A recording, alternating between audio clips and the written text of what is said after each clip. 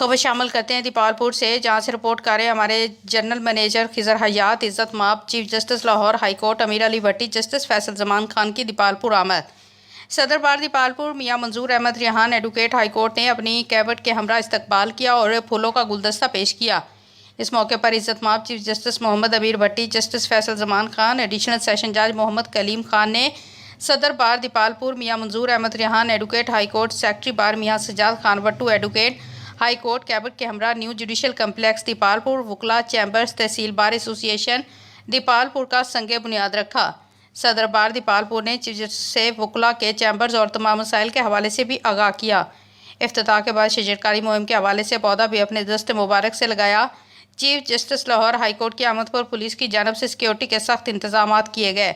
New judicial complex आमद के मौके पर डिस्ट्रिक्ट सेशन जज, DC और DPO उकाड़ा भी मौके पर मौजूद थे।